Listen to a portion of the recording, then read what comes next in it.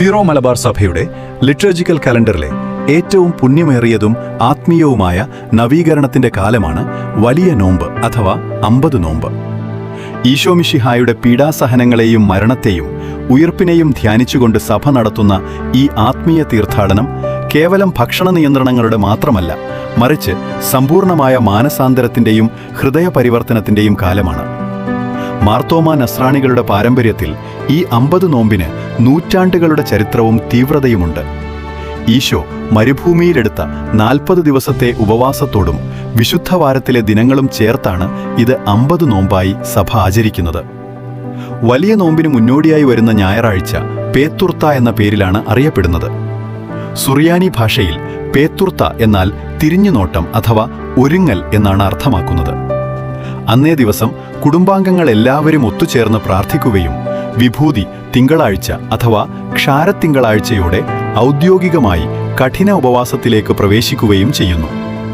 പണ്ടുകാലം മുതൽക്കേ കേരളത്തിലെ സുറിയാനി ക്രിസ്ത്യാനികൾക്കിടയിൽ ഈ 50 ദിവസങ്ങൾ വളരെ കർശനമായ വ്രതാനുഷ്ഠാനങ്ങളുടേതായിരുന്നു. മത്സ്യമാംസാദികൾ, മുട്ട, പാലുൽപ്പന്നങ്ങൾ എന്നിവ പൂർണ്ണമായും വർജിക്കുന്ന ഈ ശീലം ഇന്നും സീറോ മലബാർ സഭയിലെ വിശ്വാസികൾ വലിയ ഭക്തിയോടെ പാലിച്ചു പോരുന്നു. ഇതിനൊപ്പം തന്നെ പകൽ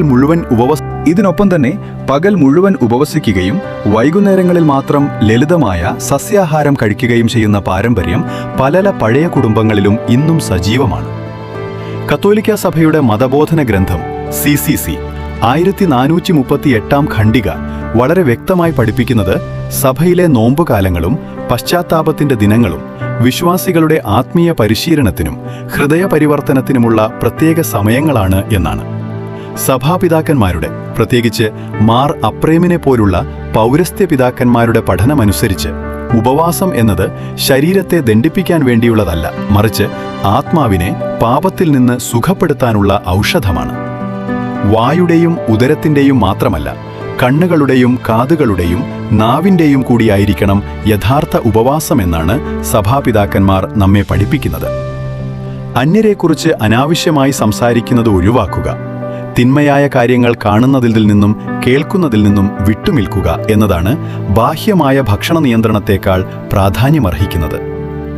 കേരളത്തിലെ ചില പ്രത്യേക ഇടവകകളിലും തീർത്ഥാടന കേന്ദ്രങ്ങളിലും നോമ്പിന്റെ അവസാന നാളുകളിൽ വിശിഷ്യ ദുഃഖവെള്ളിയോട് അനുബന്ധിച്ച് തീവ്രമായ പരിത്യാഗ പ്രവർത്തികളും കുരിശിന്റെ വഴിയും മലകയറ്റവും അഖണ്ഡ പ്രാർത്ഥനകളും വളരെ സജീവമായി ആചരിക്കാറുണ്ട്. ഇത് ഈശോയുടെ പീഡാസഹനങ്ങളോട് നേരിട്ട് പങ്കുചേരുന്നതിന്റെ അടയാളമായിട്ടാണ് സഭ കാണുന്നത്.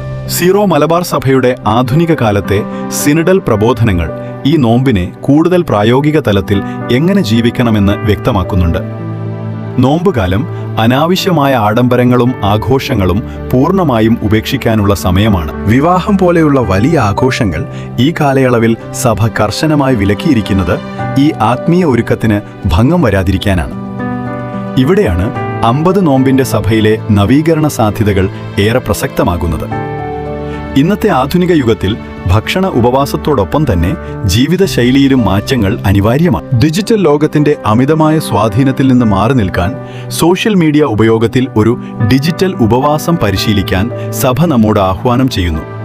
ഉപവാസം, പ്രാർത്ഥന, ദാനധർമ്മം എന്നീ 3 തൂണുകളിലാണ് നോമ്പുകാലം പൂർണ്ണമാകുന്നത്. നാം നോമ്പെടുത്ത് മാറ്റിവെക്കുന്ന പണവും സമയവും നമ്മുടെ ചുറ്റുമുള്ള പാവപ്പെട്ടവരുടെയും അനാഥരുടെയും ഉന്നമനത്തിനായി വിനിയോഗിക്കുമ്പോഴാണ് നോമ്പ് ദൈവത്തിന് പ്രീതികരമായ ബലിയായി മാറുന്നത്. പരസ്പരമുള്ള വിദ്വേഷങ്ങൾ മറന്ന് ക്ഷമിക്കാനും തകർന്നുപോയ കുടുംബ ബന്ധങ്ങൾ കൂടുതൽ ദൃഢമാക്കാനും നാം ഈ സമയം ഉപയോഗിക്കണം. ചുരുക്കത്തിൽ, ബാഹ്യമായ പ്രകടനങ്ങൾക്കപ്പുറം ഹൃദയം നുറുങ്ങിയുള്ള പശ്ചാത്താപമാണ് ദൈവം നമ്മിൽ നിന്ന് ആഗ്രഹിക്കുന്നത്. പൂർണ്ണ ഹൃദയത്തോടെ ദൈവത്തിലേക്ക് തിരിയാനും കൂദാശകളിൽ, പ്രത്യേകിച്ച് കുംഭസാരത്തിലും വിശുദ്ധ കുർബാനയിലും സജീവമായി പങ്കെടുക്കാനും ഓരോ വിശ്വാസിക്കും കടമയുണ്ട്. ഉയിർപ്പിന്റെ മഹത്തായ സന്തോഷത്തിലേക്ക് പ്രവേശിക്കാൻ കുരിശിന്റെ വഴിയിലൂടെയുള്ള യാത്ര അനിവാര്യമാണെന്ന് ഈ കാലം നമ്മെ ഓർമ്മിപ്പിക്കുന്നു. സഭാമാതാവിനോട് ചേർന്ന് നിന്ന് ആഴമായ വായനയിലൂടെയും പ്രാർത്ഥനയിലൂടെയും ജീവകാരുണ്യ പ്രവർത്തികളിലൂടെയും നാം ഈ 50 നോമ്പ് ആചരിക്കുമ്പോൾ അത് സഭയിലും സമൂഹത്തിലും ഓരോ വ്യക്തിയുടെയും ജീവിതത്തിലും അതിശയകരമായ ആത്മീയ നവീകരണത്തിന് കാരണമാകും.